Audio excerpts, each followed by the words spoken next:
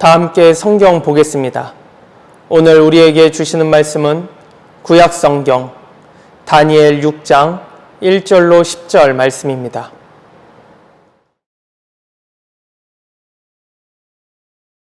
다리오가 자기의 뜻대로 고관 120명을 세워 전국을 통치하게 하고 또 그들 위에 총리 셋을 두었으니 다니엘이 그 중에 하나이라.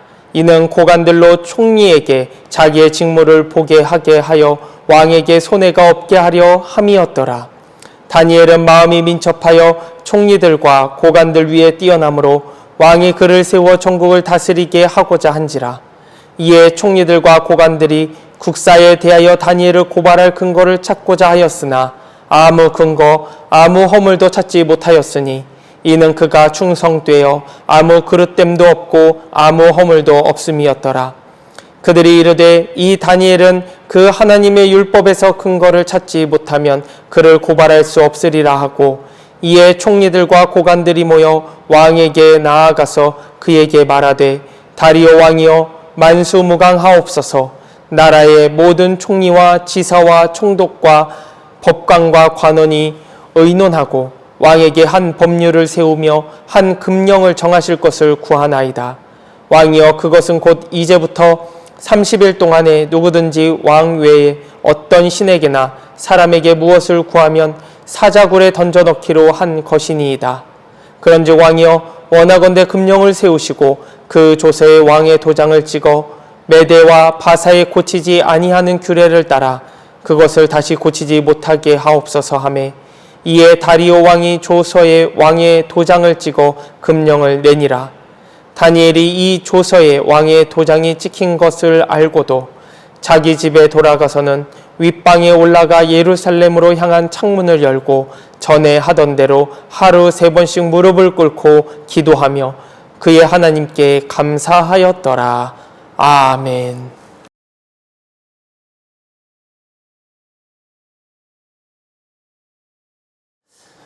사랑하는 성도 여러분, 요즘 세상은 신앙을 숨기고 살아야 하는 시대처럼 느껴질 때가 참 많습니다. 예수님을 믿는다, 교회를 다닌다는 말 한마디를 꺼내기도 조심스럽고 눈치가 보입니다. 심지어 그런 말을 할 때면 어색해질 때가 있기도 합니다. 한 예로 직장 생활하다 보면은 회식할 때가 자주 있습니다. 술잔을 돌릴 때마다 저는 교회를 다녀서 술을 안 마십니다. 이 말 한마디 하기가 얼마나 어렵습니까? 그래서 한 잔은 괜찮아 하면서 권할 때가, 또 스스로 받아들일 때도 있습니다. 그럴 때마다 마음이 한편으론 참 불편합니다. 그곳에서 그 잔을 받지 않고 저는 교회를 다닙니다, 예수님을 믿기 때문에 마시지 않습니다 라는 말을 하는 것이 나를 이상한 사람으로 보이게 하는 것은 아닐까, 또는 그 회식 분위기를 망치는 건 아닐까라는 걱정과 우려가 마음을 불편하게 만들기도 합니다. 한 집사님은 이와 반대되는 경우로 힘들어한 적도 있었습니다.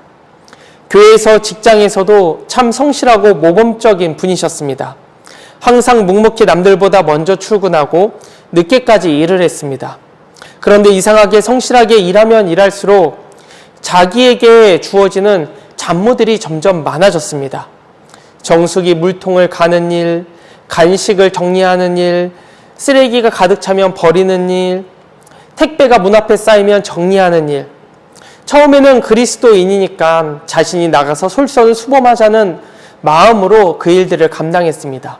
하지만 시간이 지나면서 마치 그것이 자기가 하는 일처럼 되어버린 것입니다. 그래서 이 집사님이 어느 날은 한 동료에게 이것 좀 정리하는데 같이 하자고 불렀습니다. 그랬더니 그 동료가 하는 말이, 자신이 좋아서 했던 일을 이제는 시킨다면서 교회 다니는 사람은 다 그런 식이냐고 핀잔을 주더라는 것입니다. 그래서 이런 고백을 하셨습니다. 목사님, 제가 괜히 교회 다닌다고 말해서 이렇게 된 것 같습니다. 차라리 말을 안 하는 게 더 좋을 뻔했습니다. 사랑하는 성도 여러분, 이 모습이 오늘날 그리스도인들이 겪고 있는 모습이지 않습니까? 믿음을 드러내면 불편해지고 믿음을 숨기면 편해집니다. 그런데 여러분, 신앙은 숨기는 것이 아니라 드러내는 것입니다. 하나님은 우리가 주님을 드러내길 원하십니다.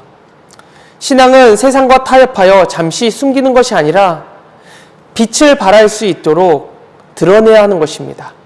신앙이 우리의 보석이라면, 가장 가치 있는 것이라면 숨겨두면 무슨 의미가 있겠습니까? 드러내어서 자랑하는 것이 맞습니다.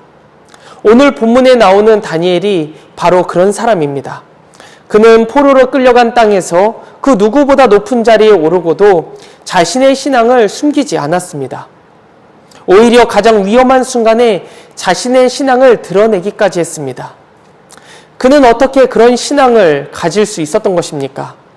그것은 그의 신앙이 준비되어 온 신앙이었기 때문입니다.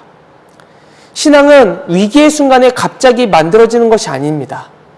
위기의 순간에 자신의 신앙이 드러나서 그 위기를 돌파할 수 있으려면 준비된 신앙이어야 합니다. 평소의 삶 속에서 믿음으로 살아가고 신앙을 항상 드러내며 하나님의 영광을 드러내는 사람, 그런 사람이 위기의 순간에 빛을 발하게 되는 것입니다. 다니엘이 가장 위험한 순간에 신앙을 드러낼 수 있었던 것은 그가 신앙을 드러낼 준비가 이미 되어 있었기 때문입니다. 오늘 말씀을 통해 우리는 자신에게 이렇게 질문할 수 있는 시간이 되었으면 좋겠습니다. 나는 모든 사람들 앞에서 나의 신앙을 드러낼 준비가 되어 있는가? 나는 평소에 하나님의 말씀을 기준 삼아 살아가고 있는가? 나는 담대하게 이 세상 가운데 그리스도를 선포할 수 있는가? 오늘 말씀을 통해 우리 모두가 준비된 신앙인으로 세워지는 은혜가 있기를 축원합니다. 오늘 본문의 배경이 되는 시대는 다리오 왕 시대입니다. 메대와 바사 시대인데요. 다리오 왕은 메대 제국의 영토를 확장하고 행정 제도를 정비하며 전성기로 이끌었던 왕입니다. 이 당시 행정 제도를 정비하면서 전국을 120명의 고관이 다스리게 하고 그 위에 3명의 총리를 두었습니다. 그 3명의 총리 중 한 명이 바로 오늘 본문의 다니엘입니다. 특이한 점은 다니엘은 바벨론 제국 느부갓네살 왕 때에도 총리직을 수행했고 지금은 메대 왕 때에도 동일하게 총리가 되어서 나라를 이끌고 있다는 것입니다. 그가 여러 번 총리를 했던 이유를 3절에서 찾을 수 있습니다. 3절 말씀을 보면 다니엘은 마음이 민첩하여 총리들과 고관들 위에 뛰어남으로 왕이 그를 세워 전국을 다스리게 하고자 한지라. 여기서 민첩하다는 말은 단순히 재빠르다라는 의미가 결코 아닙니다. 지혜롭고 성실하며 중심이 분명하다라는 뜻을 담고 있습니다. 그의 탁월한 정치적 능력은 재능이나 지식에서 나온 것이 아니라 하나님께 중심을 둔 믿음 안에서 나왔던 것입니다. 그렇지 않았다면 느부갓네살 왕 때, 그 바벨론 시대 때 나라가 바뀌면서 다리오 왕이 됐을 때 그는 숙청을 당했을지 모릅니다. 하지만 하나님께서 그를 높이셨기 때문에 그가 어느 나라에 어디에 있던 크게 쓰임을 받았던 것입니다. 그는 포로로 끌려왔을 때부터 하나님께 중심을 둔 삶을 살았던 사람이었습니다. 과거 바벨론 왕에게 끌려오고 나서 그에게 우상이 바쳐진 음식을 먹으라고 주어졌습니다. 하지만 다니엘은 포로 신부님에도 우상에게 바쳐진 음식을 거부하고 하나님의 말씀을 따라 지키기 위해서 채식을 먹었습니다. 포로로 잡혀온 사람에게 이것저것 따질 것이 무엇이 있겠습니까? 시키면 시키는 대로, 주면 주는 대로 살아야지 그의 생명이 보존될 수 있습니다. 그런데 다니엘은 자신의 생명이 보존되는 것보다 하나님의 말씀을 따라 사는 것을 더 중심에 두었던 사람입니다. 그래서 우상에게 바쳐진 음식으로 자신을 더럽힐 수 없어서 채식으로 먹겠다고까지 했던 인물인 것입니다. 그의 삶의 중심은 언제나 하나님께 고정되어 있었던 것을 알 수 있습니다. 그리고 하나님의 신앙을 드러내야 될 때 숨기지 않고 드러냈었습니다. 사랑하는 성도 여러분, 신앙을 드러내는 사람은 평소에 하나님을 중심으로 살아가야 가능합니다. 평소에 세상 사람들과 똑같이 살면서 위기 때 갑자기 신앙이 드러난다는 것은 어불성설입니다. 한 기업에 부장이 있었습니다. 한 번은 거래처에 뇌물을 주지 않으면 거래를 따기가 어려운 상황이었지만 그는 그리스도인으로서 정직하게 살기 위해서 뇌물을 주지 않았습니다. 양심을 지키고 신앙을 지킨 것입니다. 결국 계약을 따내지 못했고 회사에서 많은 핀잔을 들어야만 했습니다. 하지만 몇 년 뒤 회사가 내부 감사를 받게 되었을 때 그 부장만 유일하게 청렴했던 것입니다. 그를 보며 상사는 이렇게 말했습니다. 우리는 그때 계약을 잃고 당신을 비판했지만 당신은 그 누구보다 청렴하여서 사람들에게 본이 되었습니다. 신앙을 지키며 살려면 먼저 하나님께 중심을 두어야 합니다. 그래야 내가 피해를 당해도 그것을 받아들일 수가 있기 때문입니다. 주님을 위해 살기로 결단했기 때문에, 중심을 주님께 두었기 때문에 나에게 오는 세상적 피해를 내가 감수할 수 있는 것입니다. 어느 누구도 쉽게 신앙을 드러내기란 결코 어렵습니다. 하지만 하나님께 중심을 두고 살아온 자는 담대하게 자신의 신앙을 드러내야 할 때 드러낼 수가 있는 것입니다. 다니엘은 신실하고 충실하게 하나님을 중심으로 살았기에 자신의 신앙을 담대하게 드러낼 수 있었던 사람입니다. 평소의 신앙이 위기 때의 신앙을 결정합니다. 다니엘에게 위기가 찾아온 그때 그의 신앙은 더더욱더 분명하게 드러낸 것을 오늘 본문에서 찾을 수 있습니다. 다니엘이 메대를 다스리는 3명의 총리 중에 한 사람이 되었지만 다리오 왕은 그들 중에 다니엘을 만인지상의 자리에 두어서 모든 나라를 관리하게 하려고 했습니다. 하지만 다른 2명의 총리와 고관들이 다니엘을 시기하게 되었습니다. 그래서 그를 넘어뜨릴 방법을 찾게 되었는데 정치적으로나 그의 삶으로나 아무리 보아도 허물을 찾을 수가 없었던 것입니다. 그래서 4절 본문 말씀을 보면은 이에 총리들과 고관들이 국사에 대하여 다니엘을 고발할 근거를 찾고자 하였으나 아무 근거, 아무 허물도 찾지 못하였으니 이는 그가 충성되어 아무 그릇됨도 없고 아무 허물도 없음이었더라. 다니엘을 시기하여 그를 넘어뜨리려고 했던 자들은 그에게 아무런 허물도 아무런 근거도 찾을 수가 없었습니다. 결국 그들이 찾아낸 것은 다니엘이 신앙의 사람이라는 것 뿐이었습니다. 결국 그들이 이용한 것은 다니엘의 신앙이었습니다. 다니엘을 시기한 자들은 다니엘의 신앙을 이용해서 그를 무너뜨리기로 결단을 합니다. 7절 말씀을 보면 자세하게 나와 있습니다. 나라의 모든 총리와 지사와 총독과 법관과 관원이 의논하고 왕에게 한 법을 세우며 한 금령을 정하실 것을 구하나이다. 왕이여 그것은 곧 이제부터 30일 동안에 누구든지 왕 외에 어떤 신이나 사람에게 무엇을 구하면 사자굴에 던져 넣기로 한 것이니이다. 다니엘을 시기한 자들이 지금 어떻게 하고 있습니까? 왕을 찾아가서 30일 동안에 왕 이외에 어떤 신이나 어떤 사람에게도 강구하거나 구하지 말게 하자는 것입니다. 만약 그런 자가 있다면 사자굴에 던져 넣기로 법령을 세우자라고 말하고 있습니다. 이들은 누가 보아도 다니엘을 노리면서 하고 있는 말입니다. 다니엘이 매일의 평상시의 삶이 어땠는지를 잘 보여주는 예시라고 할 수 있습니다. 다니엘의 평상시의 삶이 항상 신앙을 드러내는 삶이었기에 다른 고관들과 총독들은 다니엘의 신앙을 볼 수 있었고 그의 신앙을 통해서 그를 무너뜨릴 수 있는 계획을 세울 수 있었던 것입니다. 결국 이 법령이 내려와도 다니엘은 신앙을 포기하지 않을 것이라고 다니엘을 시기하던 총독과 고관들이 믿었던 것입니다. 그래서 이런 법령을 만들어서 다니엘을 위기 가운데 몰아넣고자 한 것이지요. 그러니 다니엘 신앙이 어떤 신앙입니까? 모든 사람들이 보기에도 신실하고 모든 사람들이 알 정도로 진실한 신앙이었던 것입니다.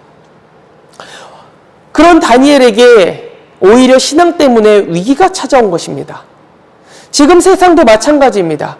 진실하고 신실하게 믿는 자이면 자일수록 세상 사람들은 조롱하고 박해하고 무시하기가 일쑤입니다. 제가 예전에 대학생 때 건축과를 다니고 있었는데 그때 과 대표였습니다. 건축과 학년 전체 대표였는데 이제 그 과 MT를 다 함께 교수님들과 가게 되었습니다. 그때 교수님들이 이제 학년 과 대표들을 다 불러 모아서 같이 이야기를 하고 이제 술을 한 잔씩 따라주는데 제가 그때 저는 교회를 다녀서 술을 마시지 않습니다 라고 말했습니다. 그랬더니 주변 분위기가 다 이렇게 가라앉으면서 한 교수님이 이렇게 말하는 겁니다. 나도 교회를 다녀. 한 잔 정도는 괜찮아. 그래서 옆에 계신 분도 나는 장로야. 나도 마시니까 너도 마셔도 돼. 이러는 겁니다. 저는 한삼코 마시지 않겠습니다 라고 버텼습니다. 결국 분위기가 좋지 않아져서 간단한 대화를 하고 이제 각자 학년이 있는 곳으로 갔습니다. 그리고 다음 연도 또 MT가 있어서 교수님들과 학과 대표들이 다 모였습니다. 하필이면 그 해에도 제가 과 대표여서 교수님들과 한자리에 모여서 같이 담소를 나누게 되었습니다.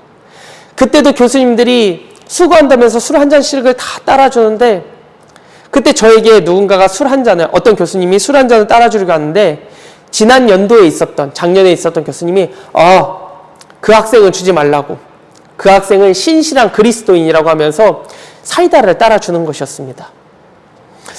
우리가 신실하게 믿음 생활하면서 신앙을 드러내려고 하면은 어려움과 때로는 불편함이 찾아올 수 있습니다. 하지만 그 신실함을 끝까지 유지하고 지키면 사람들도 그 모습을 인정하게 되는 것입니다. 다니엘은 그런 사람이었습니다. 그는 포로로 잡혀왔을 때부터 높은 자리의 총리가 되기까지 항상 주님을 믿는 믿음 안에서 말씀을 중심으로 살아왔던 사람이었습니다. 그래서 그를 무너뜨리려고 하는 사람들조차 허물을 찾지 못해서 그의 신앙으로 그를 무너뜨리려고 하고 있는 것입니다. 결국 그가 자기의 신앙을 버리지 못할 것이라는 것을 무너뜨리려고 하는 악한 자들이 도리어 그것을 알고 있었기 때문인 것이죠.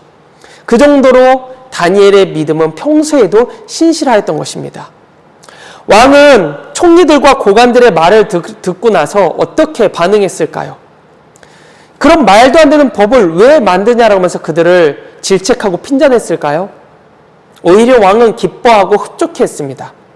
고대 시대부터 왕들은 자신을 신격화하기를 원했습니다. 그래서 이집트의 파라오도 자신을 신의 아들이라고 그랬고 바벨론과 페르시아 왕도 자신들의 우상을 곳곳에 만들어서 섬기게끔 했습니다. 메디아 왕 다리오도 총리와 고관들의 말을 듣고서는 금령을 정하고 그곳에 인장을 찍어서 고치지 못하도록 반포했습니다. 왕의 금령은 모든 지역으로 내려왔고 다니엘도 왕의 금령을 알게 되었습니다. 이제 다니엘은 선택을 해야 했습니다. 자신의 신앙을 숨길 것인가 아니면 평소같이 신앙을 드러낼 것인가. 성도님들이라면 어떻게 하시겠습니까? 30일 동안만 내가 신앙을 잠시 내려놓으면 되지 라는 생각이 들지 않을까요? 아니면 30일 동안 모든 문을 닫고 가장 어두운 곳에 가장 조용한 곳에 방 안에서 내가 기도하면 되지 않을까, 예배하면 되지 않을까라는 생각이 들지 않으십니까? 그것이 참 지혜롭게 보이기도 합니다. 30일만 버티면 내가 다시 자유롭게 신앙생활할 수 있으니까는 숨어서 하면 된다라는 생각이 번뜩일 수밖에 없습니다. 선택의 기로에 서 있을 때 이처럼 많은 사람들은 자신의 유익을 먼저 따라 선택을 합니다. 아담과 하와를 보십시오. 하나님께서 아담과 하와에게 동산의 모든 것을 관리하게 하였고 동산 모든 것을 먹을 수 있게 하셨습니다. 하지만 동산 중앙에 있는 선악을 알게 하는 나무의 과실은 보지도 말고 먹지도 말고 만지지도 말라고 하셨습니다. 그런데 하와가 그 뱀의 유혹, 너가 하나님과 같이 될 것이다. 선악을 알게 하는 나무의 실과를 먹으면 하나님과 같이 될 것이라는 그 유혹에 넘어가서 결국 하나님의 명령을 어기고 그 선악을 알게 하는 나무의 실과를 먹게 됩니다. 아담과 하와가 하나님의 명령을 어긴 이유가 무엇입니까? 하나님의 말씀에 불순종한 신앙을 가지게 된 이유가 무엇입니까? 자신의 유익이죠. 하나님과 같이 된다는 그 말을 듣고 그것이 더 유익하다고 판단되어서 불신앙을 감행한 것입니다. 사도 바울도 예수님의 제자였지만 예수님이 붙잡혀 가시고 그 뒤를 쫓아가자 자신을 알아본 사람들에게 예수님을 모른다고 3번이나 부인했습니다. 사도 베드로가 예수님의 첫 번째 제자이면서도 왜 3번이나 예수님을 부인한 것입니까? 자신의 생명을 지키기 위해서였습니다. 예수님이 끌려가시면서 박해를 당하는 모습을 보고 얼마나 두려웠겠습니까? 자신을 지키고 생명을 지키기 위해서 예수님을 부인한 것입니다. 이처럼 사람들의 본성은 신앙보다 자신의 생명과 유익을 우선시합니다. 하지만 다니엘은 자신의 생명보다 유익보다 하나님을 향한 신앙을 우선시한 것을 보게 됩니다. 다니엘의 신앙의 기준은 분명하게 세워져 있었던 사람입니다. 하나님께서 금하신 것은 하지 않고 하나님께서 기뻐하시는 것은 어떤 상황이라도 하겠다, 지키겠다는 게 그의 신앙의 기준이었던 것입니다. 우리도 신앙의 기준이 있어야 내 유익을 신앙보다 우선시하지 않을 수 있습니다. 신앙의 기준이 있어야 세상의 타협 가운데 흔들리지 않을 수 있습니다. 18세기 영국의 유명한 복음 전도자이자 감리교의 창시자인 존 웨슬리는 이렇게 말했습니다. 나는 내 생에 단 한 가지 원칙을 세웠다. 그것은 무엇을 하든 하나님께서 기뻐하실까 먼저 묻는 것이다. 하나님께서 기뻐하실까 먼저 묻는 것. 성도 여러분, 세상은 늘 우리에게 신앙적 타협을 요구합니다. 이 정도면 괜찮지 않겠어? 한 번은 어쩔 수 없는 거야. 기도, 예배, 찬양은 교회에서만 하면 돼. 작은 타협이 신앙을 무너뜨립니다. 신앙의 기준은 우리의 편의대로 세워서는 안 됩니다. 우리의 신앙의 기준은 항상 하나님이 중심이 되어서 하나님의 뜻을 따라 행할 수 있어야 합니다. 다니엘은 자신의 생명보다 하나님의 관계를 우선시했습니다. 그것이 다니엘의 신앙의 기준이었습니다. 매일같이 기도하여서 하나님과 가까운 관계를 유지하는 것. 그래서 다니엘은 왕의 법령이 내려왔지만 항상 기도하던 그 자리를 지켰습니다. 우리는 내가 불이익을 당할 것을 감수하고도 하나님의 말씀을 따를 수 있는지 되돌아보아야 합니다. 다니엘은 자신이 받을 불이익이 무엇인지 명확하게 알고 있었습니다. 사자굴에 던져 넣어져 죽임을 당할 것이라는 것을 잘 알고 있었음에도 항상 하던 대로 가장 높은 곳을 올라가서 예루살렘으로 창을 열고 그곳에서 하루에 3번씩 동일하게 기도했습니다. 불이익을 감수하고 신앙대로 행동하는 것. 그것이 신앙의 기준을 가지고 있는 사람의 모습입니다. 우리 또한 만약에 신앙의 기준이 명확하다면 어떤 불이익이 오더라도 감수할 수 있게 됩니다. 나는 하나님의 기쁘신 뜻을 따라 살아가겠다. 요한 웨슬리처럼 결정한 사람은 불이익이 오더라도 하나님의 뜻대로 살아갑니다. 나는 하나님의 말씀에 순종하며 살아갈 거야 라고 결단한 사람은 그 말씀을 따라 살아갑니다. 불이익이 오더라도 말입니다. 나는 하나님의 말씀대로 선교하는 일에 헌신할 거야 하는 사람은 내가 가진 재물이 사라지더라도 선교하는 일에 헌신하게 됩니다. 이처럼 신앙의 기준을 가진 사람은 자신에게 닥쳐오는 불이익이 무엇이 명확하게 알면서도 그것을 감수해내게 됩니다. 그것이 하나님께서 기뻐하시는 일이고 자신의 신앙의 기준이기 때문입니다. 우리에게 이런 기준이 있습니까? 신앙의 기준을 세우고 나에게 불이익이 오더라도 하나님의 말씀을 따르겠다는 결단이 있는 사람이 바로 하나님께서 원하시는 사람의 모습일 것입니다. 다니엘은 그런 사람입니다. 다니엘은 금령이 내려왔음에도, 사자굴에 던져질 것을 알았음에도 그는 여전히 창문을 열고 하루에 3번씩 무릎을 꿇고 하나님께 감사하며 기도했습니다. 여기서 중요한 표현은 전에 하던 대로입니다. 위기가 왔을 때나 그 전이나 그는 여전히 하루에 3번씩 기도했습니다. 갑자기 위기 때문에 기도한 것이 아닙니다. 평소에 기도하던 사람이었기에 위기의 상황에서도 기도했던 것입니다. 미국의 유명한 농구 선수인 스테판 커리는 경기를 앞두고 항상 하는 습관이 있었습니다. 경기장에 들어가기 전 무릎을 꿇고 기도하는 것입니다. 기자들은 그에게 물었습니다. 왜 늘 그렇게 기도합니까? 그는 이렇게 대답했습니다. 나는 코트에서 경기하기 전에 이미 무릎으로 이기고 들어갑니다. 다니엘도 마찬가지였던 것 같습니다. 그는 사자굴에서 싸운 것이 아니라 기도에서 이미 승리했던 것입니다. 가장 높은 곳에 올라가 무릎을 꿇고 하나님께 감사하며 기도한 순간 그는 이미 승리했던 것입니다. 신앙은 위기 때 갑자기 빛을 발하고 능력이 되는 것이 아닙니다. 평소의 기도, 평소의 예배, 평소의 믿음이 결정적인 위기의 순간에 우리의 신앙을 빛나게 만드는 것입니다. 성도 여러분, 신앙을 드러내야 할 때 반드시 드러낼 수 있도록 평상시 하나님의 말씀대로 살아가십시오. 하나님께 중심을 두고 살아가고 하나님의 말씀을 기준으로 해서 살아가시길 바랍니다. 그렇게 준비된 사람은 하나님을 드러내는 것을 두려워하지 않습니다. 신앙을 드러내는 것을 두려워하지 않습니다. 담대하게 드러내게 됩니다. 사람들의 시선, 판단, 기준에 흔들리지 않는 것입니다. 그것이 그리스도인의 모습이 되어야 합니다. 우리는 오늘 그런 모습으로 신앙생활하고 있습니까? 다니엘은 사자굴 앞에서도 신앙을 숨기지 않았습니다. 30일 동안만 신앙생활을 하지 않으면 생명을 보존할 수 있는 걸 알았습니다. 그것이 지혜로운 방법이었을 것입니다. 하지만 다니엘은 매일 하던 대로 창문을 열고 담대하게 하나님께 기도했습니다. 우리도 신앙을 드러내야 할 때를 위해서 지금부터 준비해야 합니다. 직장에서, 친구들 앞에서, 가족 앞에서, 친척들 앞에서 그리스도인다운 모습으로 살아가야 합니다.